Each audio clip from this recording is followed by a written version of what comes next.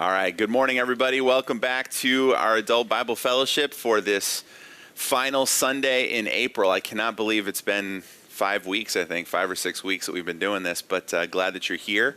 Just a quick reminder for those of you that are watching on the live stream and also for those of you that are following on Zoom, if you want to follow along on our notes for today, all you got to do is go to our church website, fbchh.org.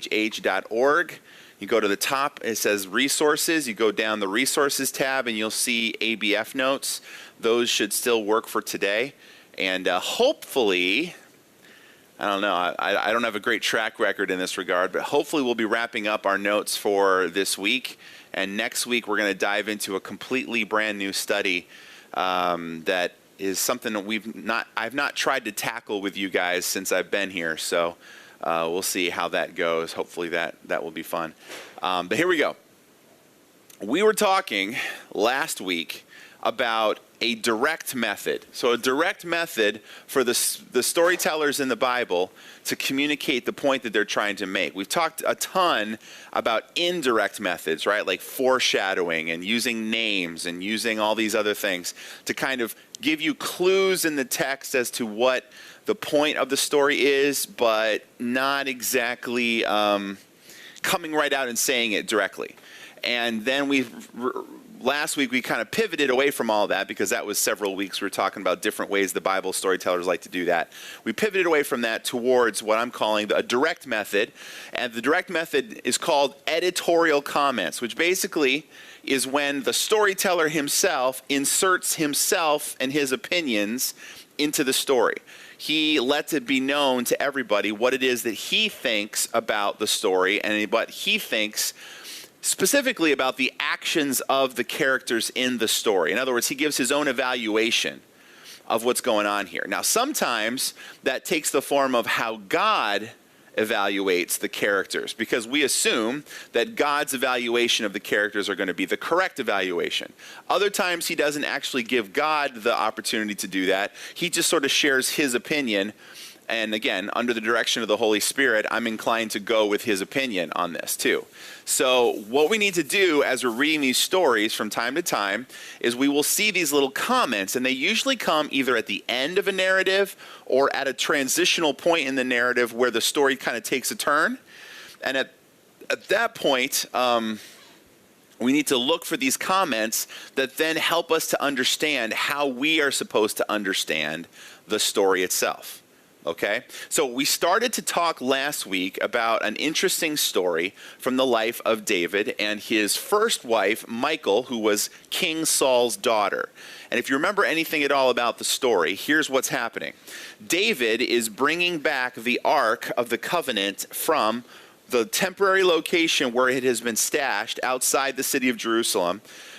It's a long story, but the ark was taken off into captivity, and then the ark is coming back to where it belongs, coming back to the tabernacle where the people can worship the presence of the Lord.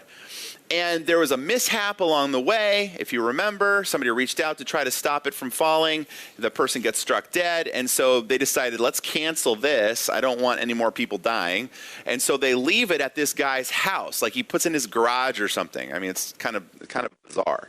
He puts it in his garage for like a few years, it seems like, or at least several months. And during that time, the Lord blesses the house of this man. In other words, he faithfully takes care of the ark. And so David kind of gets the sense, maybe it's okay, maybe it's safe to move it back all the way into Jerusalem. And so they come and they carry it the proper way, which is a good idea. And as they're going into the city, it's a big celebration, like energy and excitement and zeal, and I mean, like, must have been loud music and just like people are going nuts. Apparently every 6 steps they would stop and offer a new sacrifice to God, and then take 6 more steps, offer a new sacrifice. I mean, David feeds everybody. I mean, this is like the ultimate thing. Like, it's just amazing. And David decides to celebrate this event in a fairly unique way, or at least a way that seems unique to us because we weren't with him every Saturday when they would worship. David decides to celebrate and commemorate this event by dancing in front of the Ark of the Covenant as it enters into the city of Jerusalem. And the text tells us, if you get out the notes on page 3 of your notes here, where it's talking about 2 Samuel 6, 12 through 23, verse 14 says this, "And David was dancing before the Lord with all his might, and David was wearing a linen ephod. So David and all the house of Israel were bringing up the ark of the Lord with shouting and the sound of the trumpet." So loud music, shouting, dancing before the Lord with all his might. And then we have a really interesting thing. So he's coming into the city, and then they kind of pan back from the crowd and show us the reaction of David's wife, Michal. Look at verse 16. "Then it happened as the ark of the Lord came into the city of David, that Michal, the daughter of Saul, looked out of the window and saw King David leaping and dancing before the Lord. And she," what? "Despised him in her heart." So, Michal, her opinion of David's actions is that David's actions, don't worry, I'll get that paper later. Her opinion of David's actions is that David's actions are I'm just going to say, because I like Despicable Me, I'm going to use the word despicable today. They're despicable.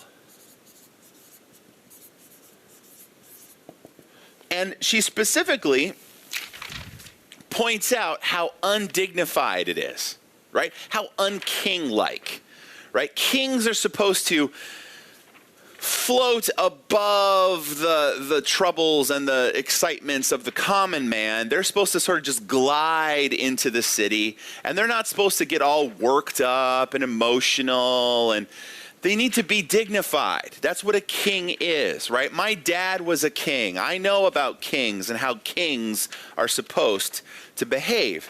And so she says to David in verse 20, "But when David returned to bless his household, Michal, the daughter of Saul." Isn't it really interesting that we've heard of Michal twice so far in the text? How does the text describe her? What is the modifying phrase to describe her? She's not the wife of David, right? That's not how she's being described. She's being described as the daughter of Saul. And that's going to be important because of the way she speaks to David here in this next passage.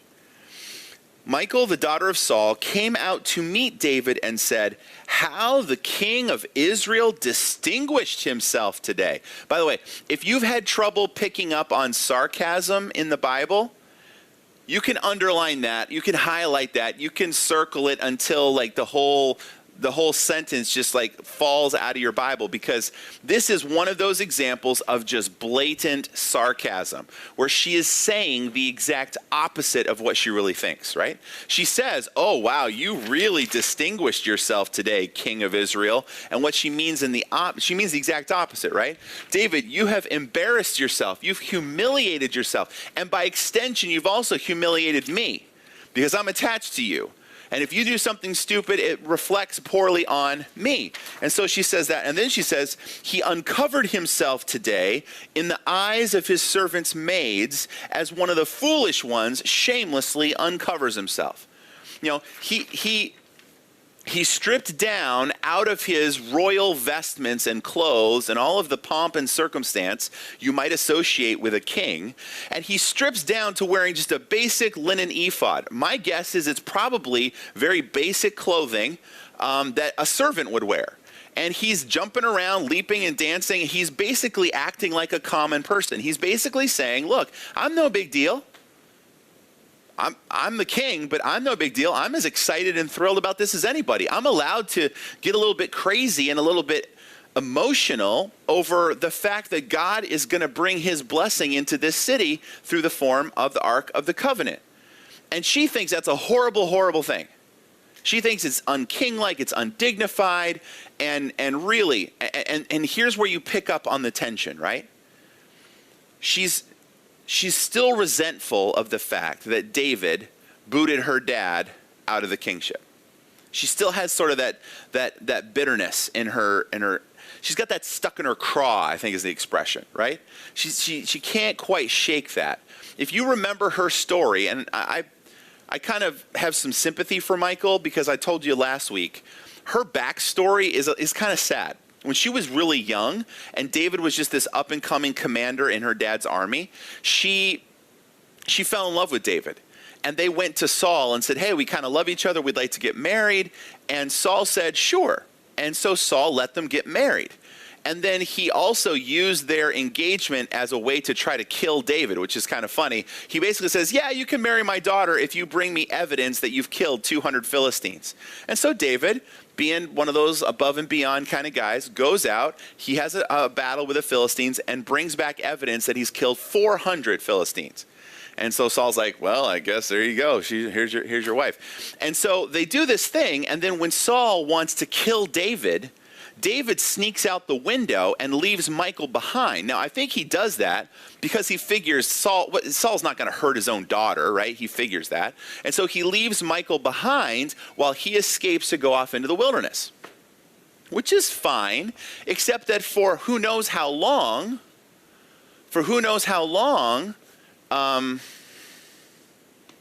David's just not home, right? He's gone. And as far as I know, he's going to die at any moment. He's persona non grata all through the kingdom, or at least through Saul's part of the kingdom. And so Saul decides to very publicly take Michal and give her to somebody else as his wife, which we don't know if Michal approved of that or not. No idea. All we know is that Michal ended up marrying somebody else. And the guy seems to at least, I don't know if she liked him, but he liked her. And then later on, when David becomes king, he takes Michal back forcibly from her husband who cared about her. And as he's leading Michal away, her other husband is following behind. It's like a really bad Hallmark movie, right? Just following him behind like, oh, no, go. Until finally David threatens him, and so he goes back home. And here's Michal in Jerusalem against her will, probably bitter about the turn that fortunes take, that David abandoned her when she really wanted to be with him. And then she took her, he seems to have taken her back almost more out of spite than out of any sense of love or duty or obligation. And now here she is, and he can't even be dignified. It's like, all I ask is that you act like a king, for goodness sake, right? Can you just please keep your head about you and not keep getting all emotional every time the ark comes into the, of course it's never happened before, but can you please just keep it calm? Can you please settle down and act your age, right? Grow up. Now, David has a different take on this, as husbands often do when wives have issues with their husbands. David has a different take, and David expresses his opinion in verse 21. So David said, oh, and by the way, no, I'll get that later. There's too many kids watching. Verse 21. So David said to Michal, his wife, right? It was before the Lord. Now, what was before the Lord? His dancing, right? His dancing. He wasn't just out in the street entertaining himself by leaping and jumping and dancing and doing crazy dance moves out in a linen ephod out in the street. He's like, look, this is a special occasion. I was doing this before Yahweh. And then he says this, and this shows that David is not above like jabbing a knife into somebody's ribs and kind of twisting from time to time. He says, who chose me above your father and above all of his house, to appoint me ruler over the people of Yahweh, over Israel. So he says, I was dancing before the Lord. Oh, and by the way, the Lord is the one who chose me over your dad and over his entire family. That is what we're talking about here. So I think there's a little not so subtle dig there that David is dealing with. And then he says this, therefore I will celebrate before Yahweh. I will celebrate. Verse 22, he says, I will be more lightly esteemed than this and will be humble in my own eyes, but with the maids of whom you have spoken, with them I will be distinguished. David's take on the situation is this. No, Michal, you got it all wrong. I'm not acting undignified. God chose me to be the king. I'm secure in my position. I don't have to prove myself to anybody. I'm in front of the Lord, and when you dance in front of the Lord and when you celebrate before the Lord, the labels come off, and you're just a kid again, and you're just a child of God again. And if I'm going to see myself as not a big deal when I'm worshiping before the Lord, you better just deal with it, because that's the way it's going to be. Oh, and all these women that you think are going to think that I've like lowered myself, they're actually going to respect me more for my lack of inhibition in my worship practices than they would if I just kind of kept it nice and dignified. So he basically is saying, nuh-uh, like that's what his thing is nuh-uh, Michael, I'm not that. I'm not undignified. I'm being a good king. I'm doing what I'm supposed to be doing. And so the question is, which person is right? Because they can't both be right. Michael basically comes and says, you're embarrassing yourself and humiliating yourself. You shouldn't do that. And David's like, yes, I should do that. And the question is, you know, and it goes back time immemorial between husbands and wives in their arguments. Who's correct? Who's right? Who's wrong? Well, that's one opinion. The woman was said in the crowd. And yes, generally speaking, that may be true 75 times out of 100. But how about this one time? And this is where the author wants to make sure you understand where he comes down on this.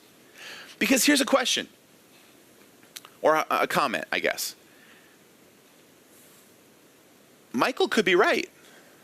She could be right. David, like maybe that's not how a king is supposed to behave. Maybe God doesn't want us to get too worked up when it comes to worship. Maybe God wants it to be very dignified and very kind of formal and staid. Like, I mean, if you look at the Old Testament sacrificial system, it's a pretty complex system. Maybe there's expectations that God has, you know? So the question is, which one of the two people is correct?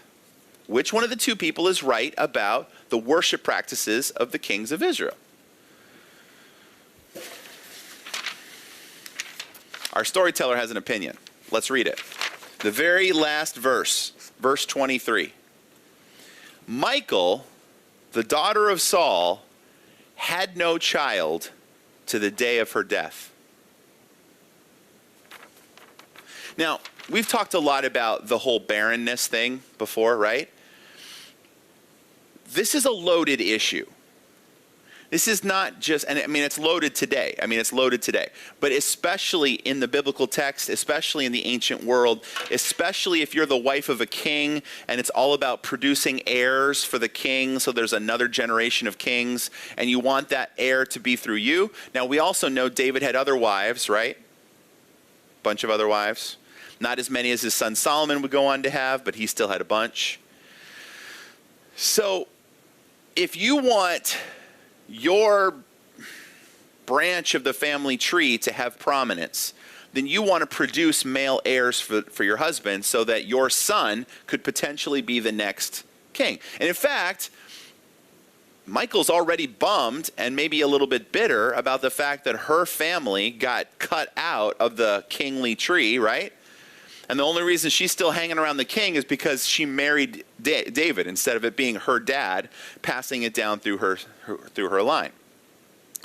So for the storyteller to come out and say, now Michal had no child until the day of her death. That's not just a random comment that was just thrown in there. Oh, I remember something else about Michal. She never had any kids, did she? I think the storyteller is trying to make a point about who he sides with in this argument. And since we've seen God is the one in the biblical text that controls who has babies and who doesn't, and if barren women are going to overcome their barrenness, it's God that steps in, right, to open up the womb. In fact, that's the expression, God opens the womb, right? So in the biblical text, if somebody doesn't have a child, or if somebody does have a child, it's because God opened the womb. If she doesn't have any kids, the conclusion we come to is that that's because the Lord closed her womb. Now, why would the Lord close her womb? Or why would he insert that story here, that little line right here? I think it's because, and this is kind of harsh, I get it, but he's saying God agrees with David. God does not agree with Michal's attitude. God does not agree with the way she's approaching this. her perspective is completely off. She's still stuck in the past.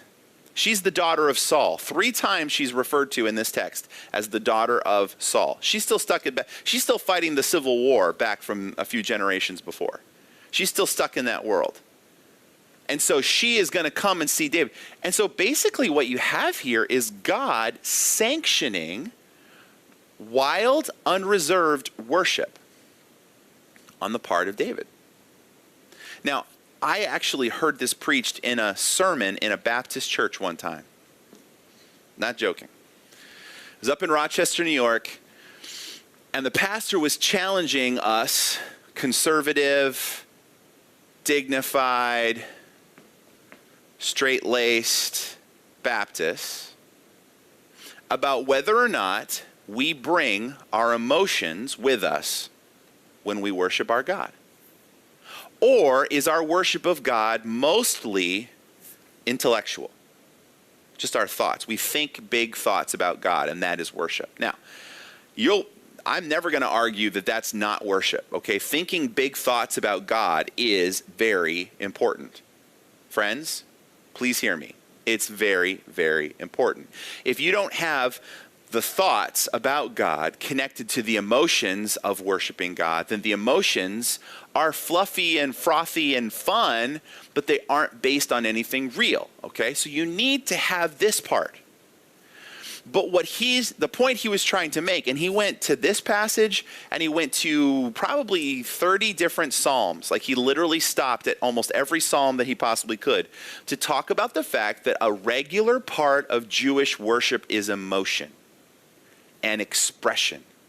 And people do things with their bodies to illustrate the feelings they have when they think about the God of the Bible. Sometimes people raise their hands. Sometimes people clap their hands. Sometimes people fall on their knees. Sometimes people shout. Sometimes people clash the cymbals. Sometimes people play with all kinds of instruments. And the point that he was trying to make is not that you should be able to dance in church if you want. That's not the point he was trying to make. Although some people accused him of it afterwards, because I was on the staff at that point.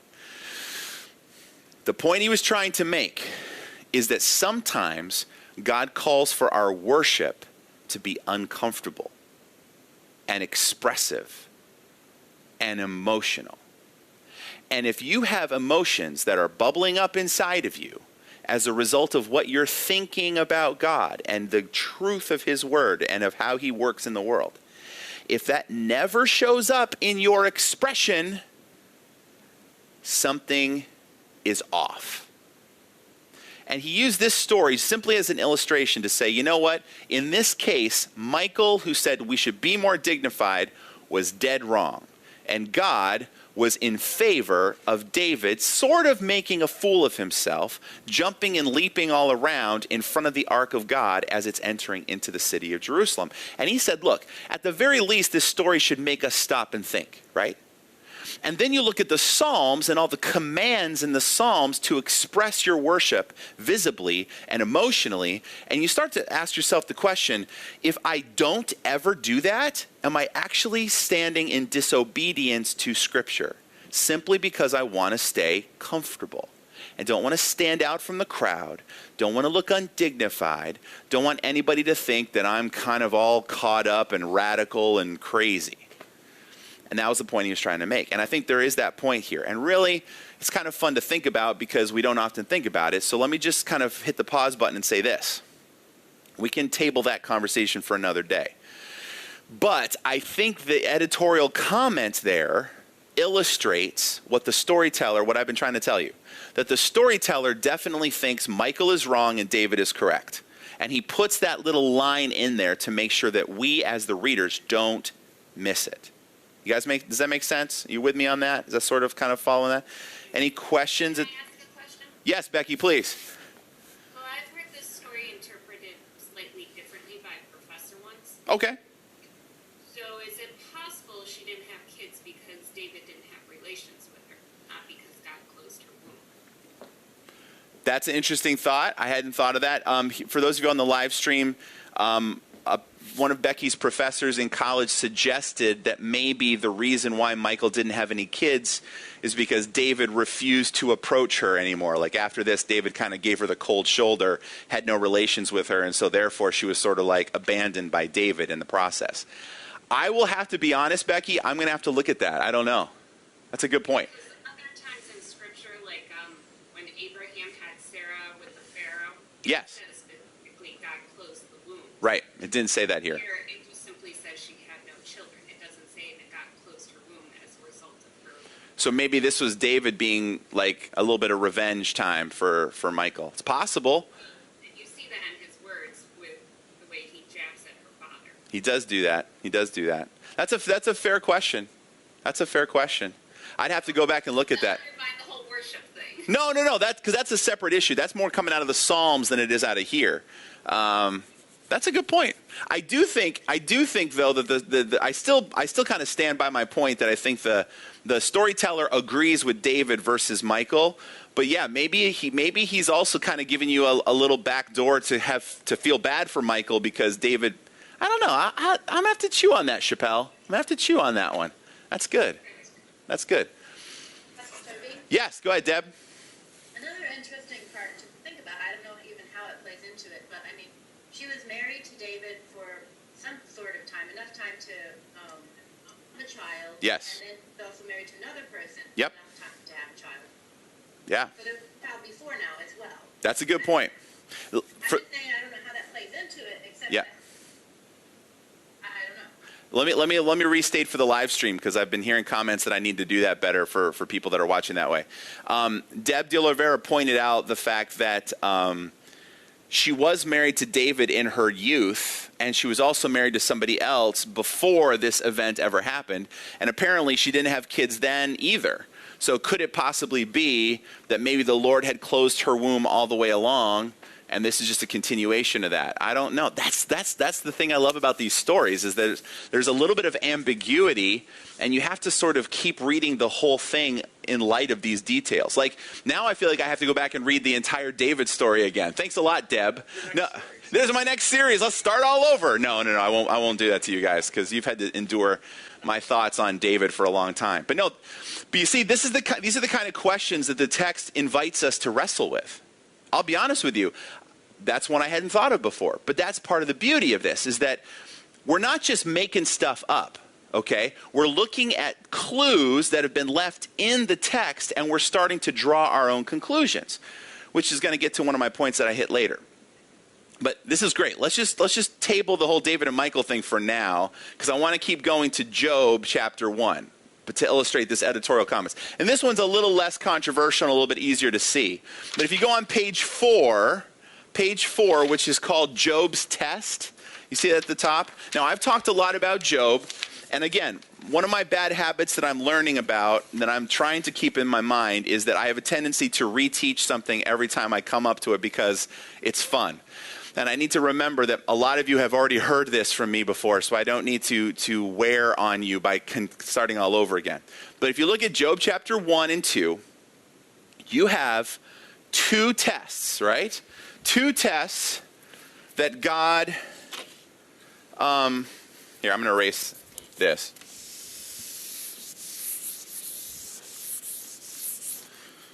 All right, chapter 1...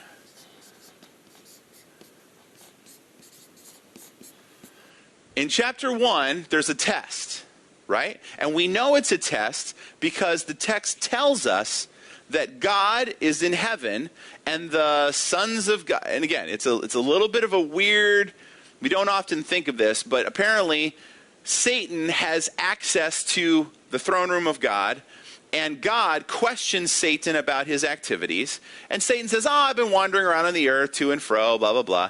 And then God says to Satan, while you were wandering out there, did you notice my servant Job? He's like a really good guy. Like he turns away from evil and he worships the Lord and he's a good guy. Have you noticed my guy Job? And Satan goes, good, sure. But that's because you protect everything he has.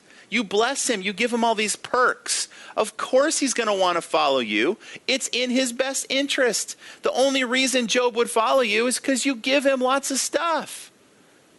And so he proposes a test. Stretch out your hand, take away what he has, and here's the point. He will curse you to your face. Take away his stuff. All he wants from you, God, is the stuff. You take away the stuff, he won't be loyal to you. He'll curse you to your face. So that's test number one. It's all about the stuff. Right?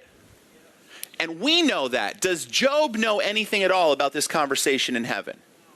Not a thing. In fact, in order for it to be a fair test, he can't know about it, right? Because if God kind of whispers to him, hey, Job, at the end of this, I'm going to give you everything back, and it's going to be fine. But like, if you could just like not embarrass me in front of Satan, that would be great, right? If God did that, wouldn't that be cheating? It's cheating. So God doesn't tell Job there's a test that's going on. Job just wakes up and has the worst day of his life, right? He's standing in one place. He finds out that one of his flocks is completely destroyed. And all of his servants watching him completely destroyed, except for one that comes back to tell him the bad news. And while that guy is still talking, another servant runs up from another direction saying, oh, all of your donkeys are gone. And then another one says, all of your sheep are gone.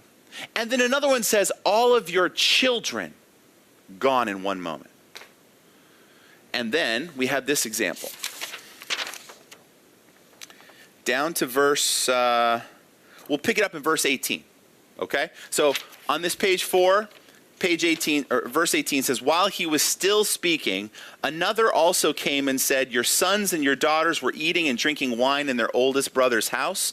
And behold, a great wind came from across the wilderness and struck the four corners of the house, and it fell on the young people, and they died, and I alone have escaped to tell you. I mean, that's the worst day of your life, right? That's just the worst possible scenario ever. You lose everything in I know it took longer for it to happen, but you find out about it all in like 5 minutes. You're great, you're rich, you're happy, you have lots of kids to spread on the family name and your heritage and your legacy, and then 5 minutes later you have nothing. You have nothing. Look at verse 20. Then Job arose, tore his robe. Does that make sense? That's an expression of grief, right? Tear your robes. Shaved his head. Dan Chappelle, it's an expression of grief, not of style. Expression of grief. He shaved his head because he's so upset. And then he says, he fell to the ground. Okay, I'm with him so far, right? Grief, that can make you do like crazy things, fall to the ground. And he worships. Now that one throws me off a little bit. That one surprises me. Because Satan said, you take away all his stuff, what's he going to do? He's going to curse you, and not just curse you quietly, silently in his heart. He's going to stand up, shake his fist at heaven, and curse God to God's face. And instead, Job falls on his face and worships. And he actually forms words. Like, I don't know if I could form any words after hearing all that news. But he says, naked I came from my mother's womb, and naked I shall return there. The Lord gave, and the Lord has taken away. Blessed be the name of the Lord. So two things happen there. Number one, with the first couple of statements, naked I came, naked I shall return. The Lord gave, and the Lord has taken away. What is he doing?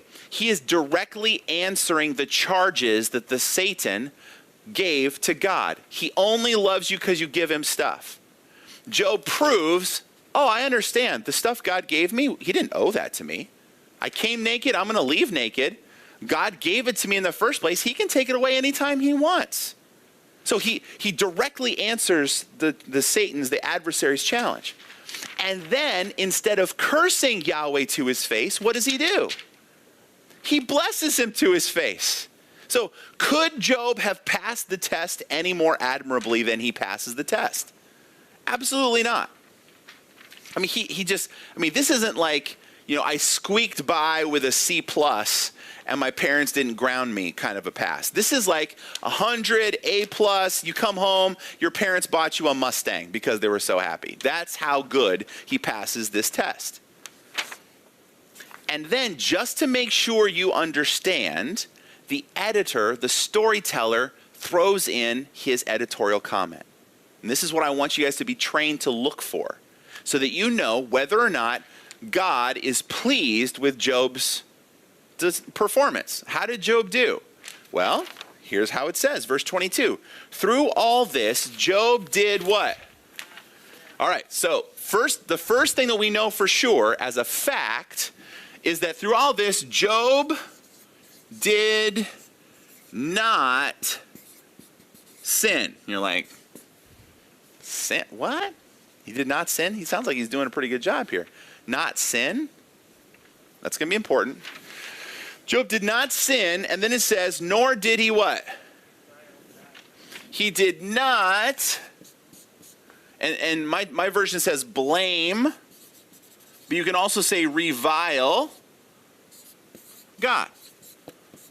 Now, that's kind of funny, because that doesn't seem to have anything to do with what we already heard in chapter 1. Like, sinning and blaming and reviling God. It's sort of, we said he cursed God to his face, but what is it, this doesn't seem to relate to what we've already read. And I think the reason for that is because in the section that follows these opening tests, those are going to be the main subjects that we're going to be talking about. So he's already trying to prepare you for the poetic sections of the book after chapter 2, during chapters 1 and 2. And I'll try to get back to that in just a minute. Okay, you still with me? Still with me? All right, so then we come to chapter 2. Chapter 2, we have another round of appearances in heaven. And Satan comes back for a visit. And God says, oh, have you, by the way, in all of your wanderings, have you noticed my servant Job? Like, this is God, humble bragging a little bit. Like, God's kind of sticking it to the adversary, going, oh yeah, did you notice my guy Job? Did he curse me to my face? Do you remember that? No, actually he didn't. He fell down and he blessed my name instead of cursing it. Kind of like nan and nan. Like, God is kind of taunting the adversary a little bit here. And the adversary has one more card to play, doesn't he? He pulls it out of his back pocket, he throws it down, and to him this is his trump card. Boom, this is going to settle the whole game. He says, skin for skin. Whatever a man has, he will trade for his own life. He says, you touch his body, you touch his bone and his flesh, and he will curse you to your face. In other words, Satan's like, you didn't turn up the heat enough, God. All you did was take away his stuff. You didn't touch his health. You touch his health, he's going to come running back to me, right? So the test in chapter 2 is all about how does he handle losing his health. We talked earlier as well that there's a double meaning on bone and flesh to also talk about his relationship with his wife. But we're not going to focus on that so much right now. The key thing is his health. And so we know that the text says, verse 7, okay, pick it up down here, chapter 2, verse 7. I kind of put it in right after 23 there. It says, then Satan went out from the presence of the Lord and smote Job with sore boils from the sole of his foot to the crown of his head. And Job took a potsherd, smashes a pot, takes one of the jagged pieces to scrape himself while he was sitting among the ashes. I don't think he was doing that he's not cutting or anything like that. I think what he's doing is he's trying to relieve the pressure from these sores on his body. He's so desperate, he's puncturing the soul. It's gross. But it's like a guy who's in severe physical pain. Then his wife said to him, honey, I believe in you. We can get through this with God. Hang in there, sweetheart. It's going to be okay, right? No, she says, do you still hold fast to your integrity? Just curse God and die already, okay? Thanks, sweetheart. That's awesome. Verse 10, but he said to her, you speak as one of the foolish women speaks. Shall we indeed accept good from God and not accept adversity? Now, we get another editorial comment, don't we? In all of this, Job did not what? Well, my Living Bible says he said nothing wrong. He did not. He said nothing wrong. That's one. The Living Bible translated that way. But the way that the NASB does it specifically is important for the rest of the story. In all this, Job did not sin with his lips. Okay. Now, this is where we could launch into a really long conversation about Job, and I don't want to, except to try to wrap up his story to help you see how these editorial comments are preparing you for what's to come. So, chapters 1 and 2 come to an end.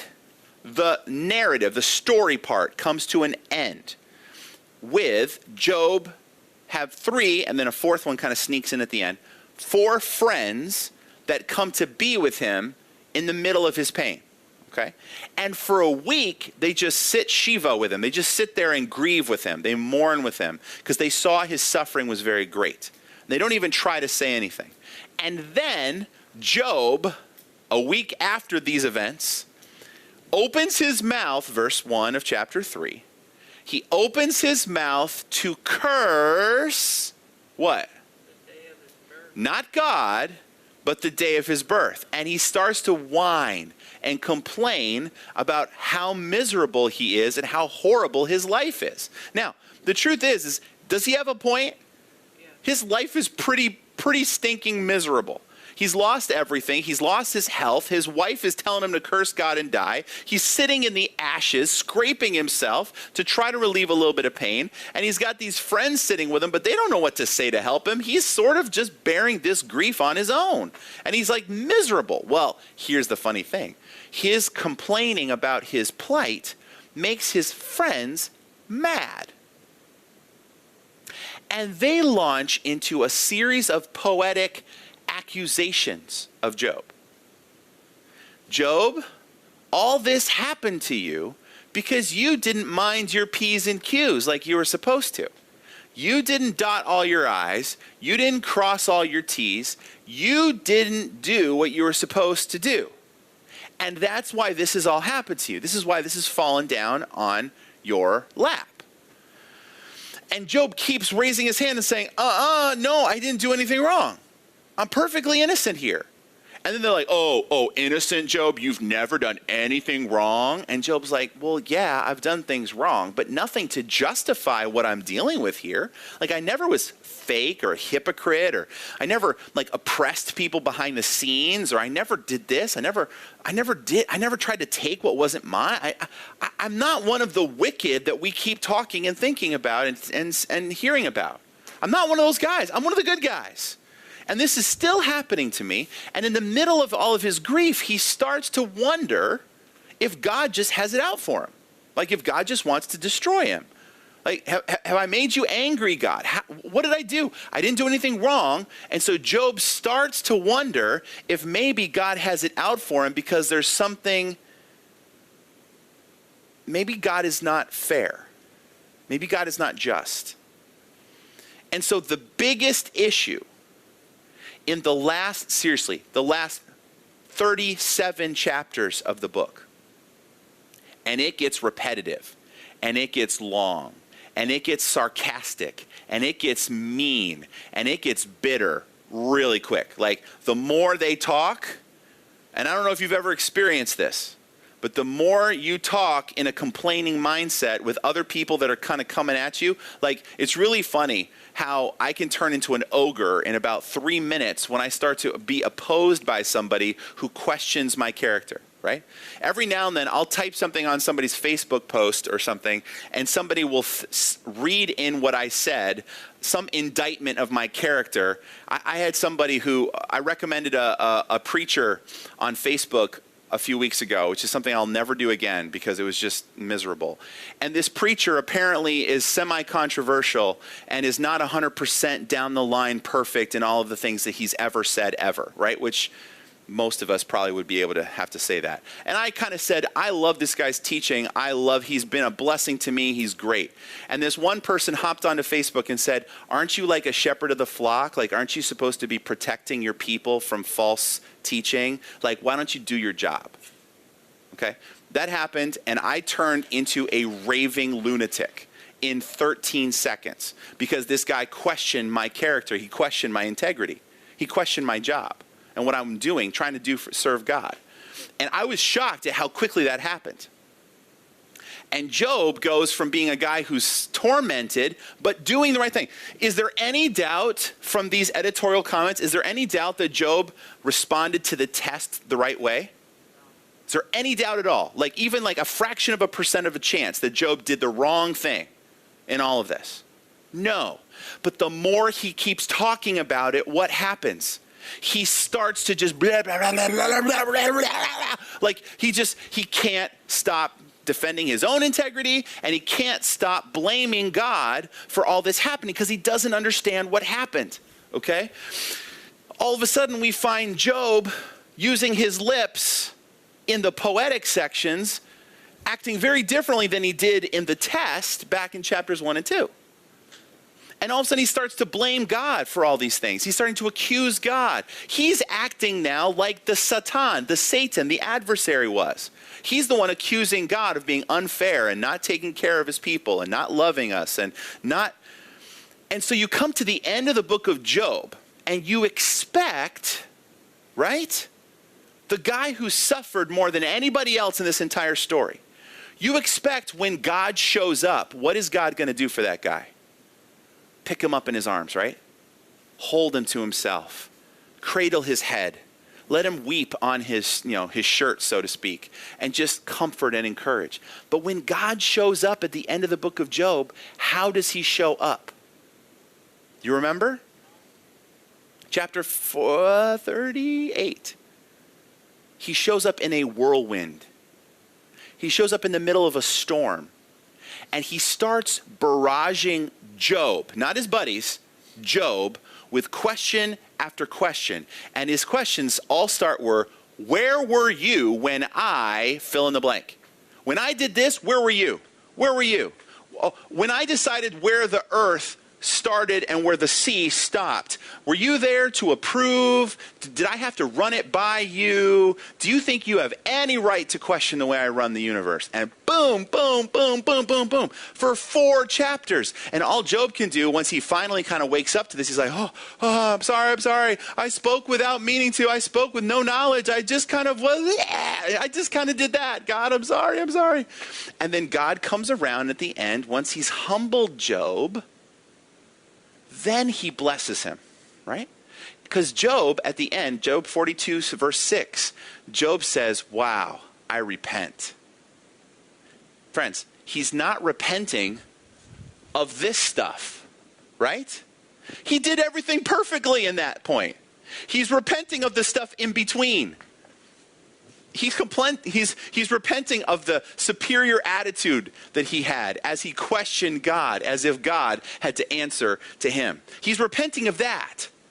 And then God rebukes him, humbles him, and then once he does, God takes Job and then he picks him up and he holds him to himself and he gives him everything back. He has 10 additional kids and God says his last state was greater than the first. Like he ended up better off than he did at the beginning. But that point in the middle, Job got off the trail. And how did he get off the trail? By sinning with his lips. By blaming God.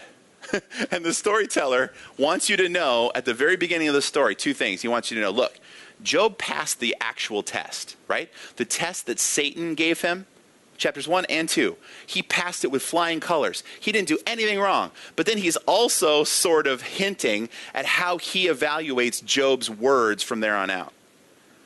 The more Job starts flapping his gums, the more trouble he gets himself into. Now, here's the cool thing. Even though Job sins with his lips in how he attacks God, at the end of the story, he gets to encounter God, he's humbled by God, and then God blesses him. So you could make the argument that God wanted to bring this up out of Job all along and expose this thing in his heart and then deal with it, humble him, and then bless him again. It's not a sin to complain to God. It's not a sin to start one. Now, what you have to be careful of is you got to realize when you just start letting it out, A lot of stuff's going to come out. And a lot of that stuff, God's going to look at and go, nope, sorry, too far. And then in the context of that relationship, he's going to set you straight. And then you come to the end of that and you go, oh, wow. I spoke too quickly. I didn't know you, God, the way I know you now after revealing my own questions and my complaints and my doubts. Oh my goodness, I'm experiencing you in a new way. God, I trust you from here on out in a new way. So the moral of the story is never question God. How dare you question God? The moral of the story is when you question God, prepare to be humbled by God so he can bless you again. And in fact, you might be better off complaining to God, being humbled by God, so you can be blessed by God, than if you just kind of keep it all wrapped up tight and just kind of and don't make your doubts known. I'm going to talk about that again in the morning service, and I didn't really realize these two things were going to interconnect. But Job illustrates the importance of being open and honest with God, as long as you're prepared for the fact that when you're open and honest with God, he's going to find stuff that he humbles you about. Don't expect that when you just kind of go bleh on God, he's going to go, oh, you know what? You're right. You've suffered so much. Here, let me slide off the throne. You take the job. God's not going to do that. God is going to comfort us in our pain, but he's also going to be mercilessly intense when it comes to humbling our sin of pride, wherever he sees it, in whomever he sees it. But the cool thing is that if you do that and you're willing to take that risk, through it, God will break you down, he'll humble you, so that then later on he can exalt you again. So you could say, Job is actually better off at the end of the story because he complained, even though it was the wrong thing to do, because God used all of that to reveal stuff in Job's heart that needed to be humbled so that God could then raise him to a new level of experience and knowledge of him. You could at least make the argument. And I think the storyteller is the one dropping these clues and hints to let us interpret it this way. So that's how an editorial comment can help us understand what God, or at least what the storyteller, thinks about what is about to happen or what has happened, and so on and so forth. As you go along, you're going to start to see these, you're going to start to notice them, and if even just like a little blip goes on in your mind that goes, oh, wait a minute, I remember Pastor Toby talking about this, I will go to bed happy and I will die happy and all will be well. So that's the best shot I got. Now, before I let you go, on page 2, so you go back to page 2, you'll see what I say here. I have some closing thoughts on biblical stories. These are basically the deleted scenes. What I mean by that is, this is the stuff that wasn't good enough to make it into the actual presentation, but I feel like it'll help you if you know it, but it's also not totally essential. You could probably get along without it. But just sort of some final thoughts from me as we wrap up this study on how to understand biblical stories that I want you to keep in your mind. And I'm going to try to run through this fairly quickly. I've got about 6 or 7 minutes. Here's number 1, okay, and there's some blanks to fill in. If you're a blanks person, you can fill these in, and I hope I'll make you feel good about yourself. Number 1, allow for ambiguity in some of these stories. Ambiguity. Now, what does that mean? It's okay if the story is not 100% clear. It's okay. It doesn't mean that there's something wrong with you, and it certainly doesn't mean there's something wrong with the story or the storyteller. Sometimes stories play ambiguously, okay? A story is not the same as a mathematical equation. A mathematical equation, correct me if I'm wrong, engineers and quantum physicists out there, a mathematic equation has no ambiguity. There's no uncertainty. If you solve for X, that is something you can count on. You can depend on it. 2 plus 2 equals 4, not 4? Like when your kids are doing their math, right? They're guessing. You can tell they're guessing. They give you the answer, then there's like a question mark on the end, like 4? And an engineer would go, 4! Right? That's the answer, right? Stories don't work like that. Like even the David and Michael story that we just talked about, and Becky and Deb bringing up those points. There's some ambiguity there. right? The storyteller doesn't come right out and say, Michal was horrible and David was awesome. And he also doesn't say, David was selfish and horrible and Michal is awesome. He doesn't come right out and say it. He leaves it ambiguous. This is just the way stories work. And why? I'll get to that next. Here's the next reason. Let me finish this final statement, because this is really important. At times, and I illustrated this for you without realizing it because of Becky's question earlier. At times, I'm not sure, and I think maybe are the best answers you can give to some of these difficult passages, right? Sometimes you haven't failed as a student of Scripture if you go, I'm not sure. Because what you always say, whether you say it out loud or not, is, I'm not sure yet. In other words, I might be able to study the evidence, the clues, and find a better answer. Sometimes, though, I might study all the clues and chew on it for years and never come to a settled, I know 100% what this means. So maybe you say, my best guess is, I think maybe that's not you being some squishy postmodern, I don't want to come out on favor of truth, everything is great. That's just you acknowledging that sometimes these stories are ambiguous and they are hard to grapple with. Because if God wanted to give us a bullet point list of things to believe, he could have done it and saved a lot of time. Instead, he gave us stories, okay? They're going to be a little bit more ambiguous. Number two, this is so cool. A couple blanks here. Wrestling with puzzles and riddles seems to be a tried and true method for the development of wisdom in inexperienced learners. Now, let me just say this. I'm grateful to my kids for a lot of things, but one of the things is that since this whole quarantine thing has started to happen, I've been spending more time at home, especially in the mornings, and we as a family decided during this time we were going to start a new practice after breakfast of sitting down and spending a little bit of time talking about Scripture together. You can call it devotions if you like, but it's just time for us to read a little bit of Scripture and think. And one of the passages we've looked at is the opening verses to the Proverbs chapter 1. And what you find out is that Solomon, as he's putting this together, he gives you his mission statement for why he created the Proverbs. And one of the missions or the goals he had for his learners is to wrestle with the puzzles, he says, or the word is not puzzles, riddles. To wrestle with the riddles of the wise. Now, a riddle by its definition hides a little bit of truth, doesn't it? You could just say it. A riddle takes something that's clear and obvious and hides it and says, guess. I'm going to give you this clue, this clue, this clue. And I want you to think it through. And at the end of that thinking, wrestling process, maybe you'll get the truth. Maybe you'll get the nugget. That's your reward for thinking it through, for solving the puzzle, is you get to chew on the truth that the puzzle reveals, or the riddle reveals. Apparently, that's part of the way God builds wisdom into our hearts. God doesn't just lay it all out there on the surface and say, here you go, you don't need to think about this at all, just accept it. He hides some of his truth. Now, he doesn't bury it where you'll never find it, but he says, get a shovel and start digging. I'll even give you a map that says X marks the spot, but start digging. You're going to be sore afterwards. It's going to be hard work. You're going to bleed as your hands keep scraping over the handle. It's going to be hard. But when you dig, you'll find the truth, and then the truth will mean something to you. Why? Because you worked for it. You worked for it. And apparently that's how wisdom works.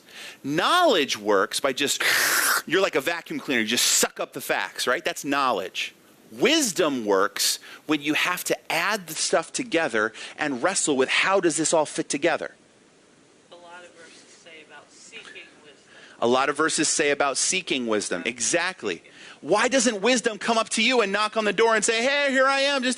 Wisdom runs from us and we have to run after her. That's wisdom, okay? But when you find her, she changes your life. That's the point of the Proverbs 31 woman at the end. If you find wisdom, you get everything you've ever needed.